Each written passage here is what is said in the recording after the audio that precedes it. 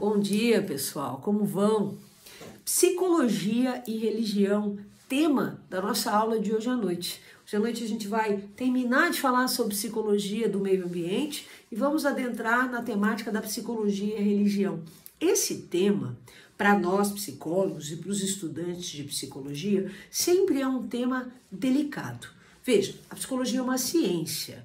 Então, enquanto ciência, ela se difere da religiosidade no sentido que a religiosidade é pautada na fé. E fé é crença. Psicologia é ciência. Ciência tem método, tem hipóteses, tem investigação e não tem a ver com fé. Tem a ver com os achados, com aquilo que a gente constata enquanto uma ciência. Então, nesse sentido, psicologia é uma coisa, religiosidade é outra.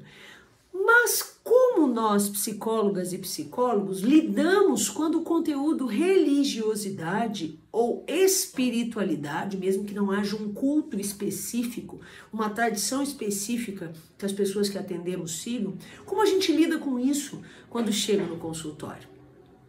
O importante é a gente não ficar assustado nem evitativo com relação a esse assunto. Porque a ideia não é doutrinar as pessoas que atendemos para que sigam o nosso culto religioso ou que se apeguem às questões de espiritualidade que nós temos ou que não liguem para isso porque possamos ser talvez ateus, aí agnósticos, nas crenças. Nada disso. O que a gente tem enquanto psicólogo é entender qual a função da religiosidade e da vida espiritual na vida do nosso paciente.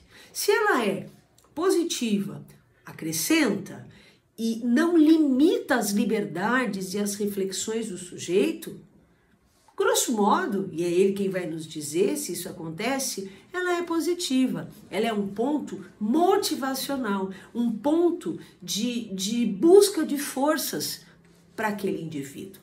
Agora, se o culto religioso, ele limita, ele viola e ele cerceia direitos e liberdades, bom, ele pode estar sendo bastante negativo e muitas vezes ele pode estar reforçando o sofrimento psíquico na vida das pessoas.